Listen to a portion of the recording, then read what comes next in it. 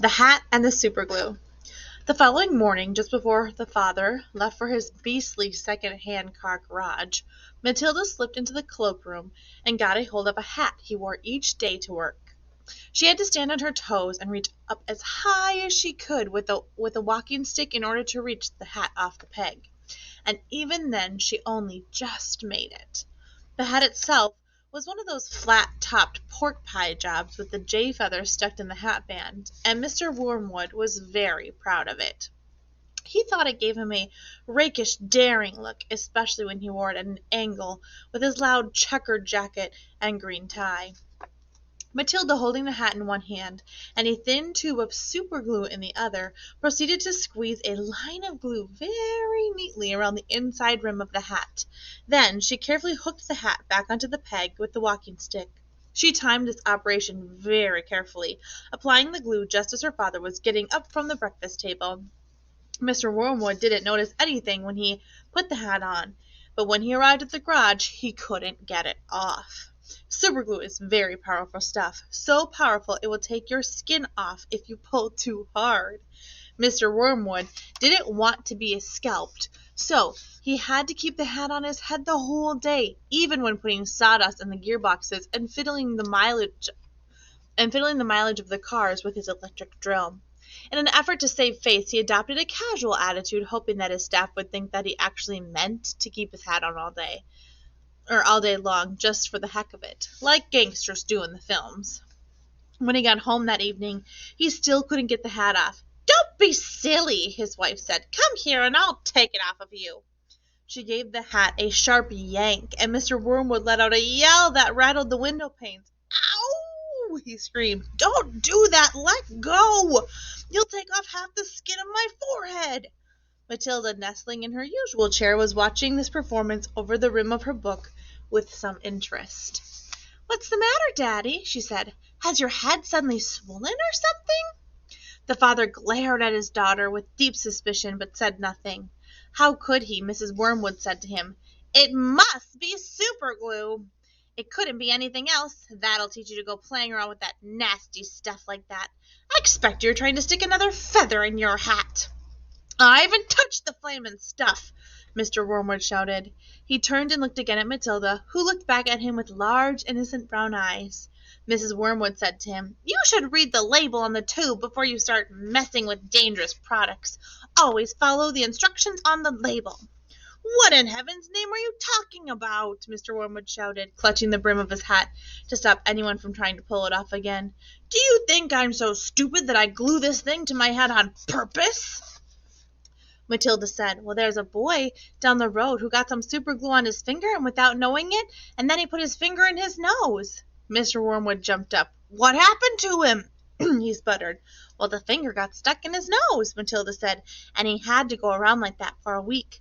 People kept saying to him, 'Stop picking your nose,' but he couldn't do anything about it. He looked like an awful fool." "Well, serves him right," said Mrs. Wormwood. "He shouldn't have put his finger up there in the first place. That's a nasty habit. If all children had superglue put on their fingers, they'd soon stop doing it." Matilda said, "Well, grown-ups do it too, Mommy. I saw you do it yesterday in the kitchen." "That's quite enough from you," Mrs. Wormwood said, turning pink. Mr. Wormwood had to keep his hat on all through supper in front of the television. He looked ridiculous, and he stayed very silent. When he went to bed, he tried to get the thing off again, and so did his wife, but it wouldn't budge. "How am I going to have my shower?" he demanded. "Well, you'll just have to do without it, won't you?" his wife told him. And later on, as she watched the skinny little husband sulking around the bedroom in his purple striped pajamas and his pork pie hat on his head, she thought how silly he looked. Hardly the kind of man a wife dreams about, she told herself. Mr. Wormwood discovered that the worst thing about having a permanent hat on his head was having to sleep in it. It was impossible to lie comfortably on a pillow. "Now, do stop fussing around," his wife said to him after he had been tossing and turning for about an hour. "I expect it will be loose by morning, and then it will just slip off easily." but it wasn't loose by morning, and it wouldn't slip off. So Mrs. Wormwood took a pair of scissors and cut the thing off his head, bit by bit, first the top and then the brim. Where the inner band had stuck to all the hair around the sides and then the back, she had to chop the hair right off to the skin so that it finished up with a bald white ring around his head like some sort of monk. And in the front, where the band had stuck directly to his bare skin, there remained a whole lot of small patches of brown leathery stuff that no amount of washing could get off. At breakfast, Matilda said to him, "You must try to get those bits off your forehead, Daddy. It looks as though you have brown insects crawling all over you. People will think you've got lice." "Be quiet," her father snapped. "Just keep your nasty mouth shut, will you?" All in all, it was a most satisfactory exercise, but it was surely too much to hope that it had taught her father a permanent lesson. The Ghost. There was a comparative calm in the Wormwood house for about a week after the Superglue episode. The experience had clearly chastened Mr. Wormwood, and he seemed temporarily to have lost his taste for boasting and bullying. Then, suddenly, he struck again. Perhaps he had had a bad day at the garage, and he had not sold enough crummy second-hand cars. There were many things that makes a man irritable when he arrives home from work in the evening, and a sensible wife will usually notice the storm signals and leave him alone until he simmers down. When Mr. Wormwood arrived back from the garage that evening, his face was dark as a thundercloud, and somebody was clearly for the high jump pretty soon. His wife recognized the signs immediately and made herself scarce. Then he strode into the living room.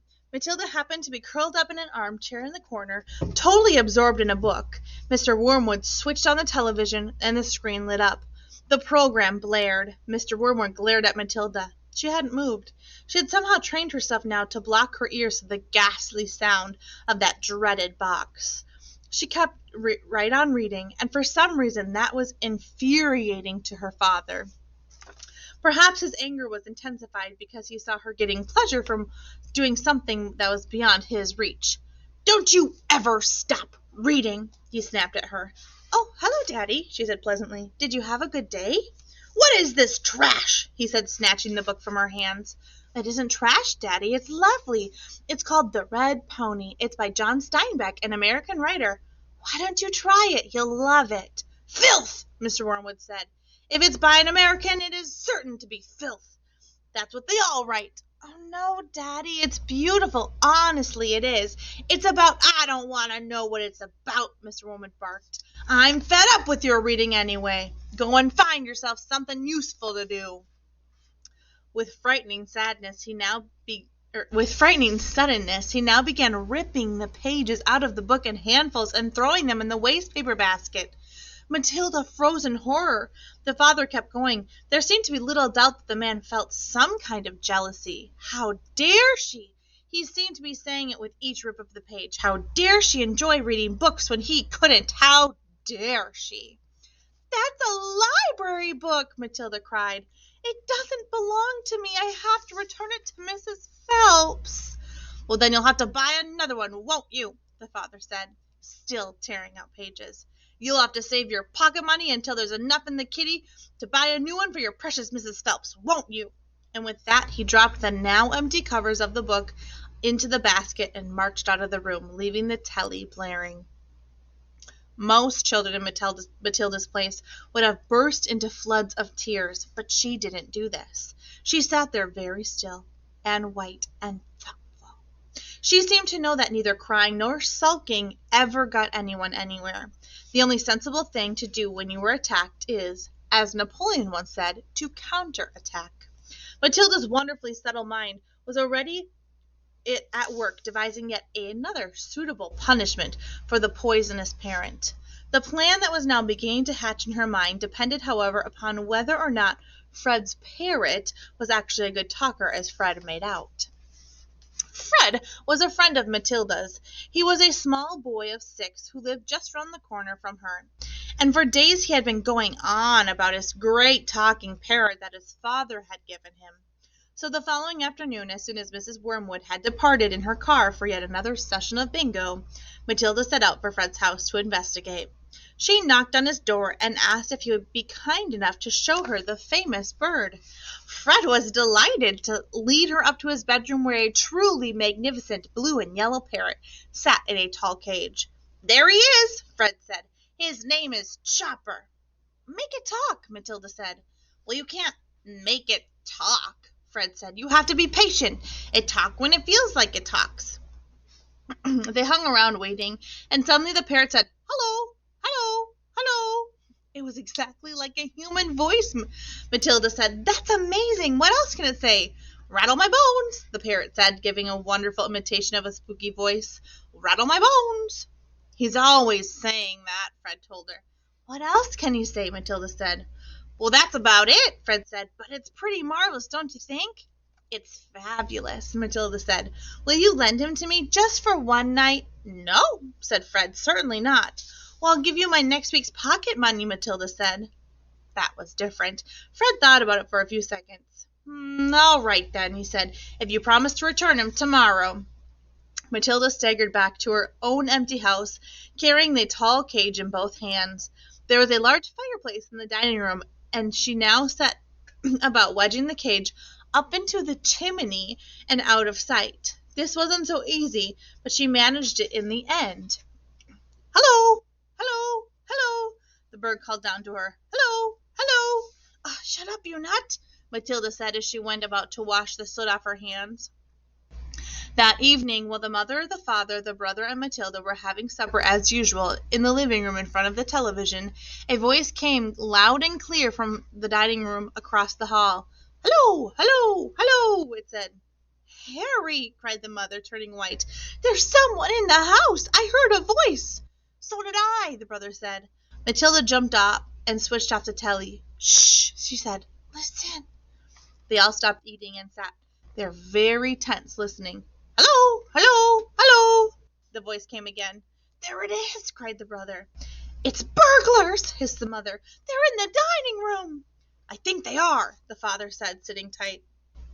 "Well, then go and catch them, Harry," hissed the mother. "Go out and collar them red-handed." The father didn't move. He seemed in no hurry to dash off to be a hero. His face turned gray. "Get on with it," hissed the mother. "They're probably after my silver."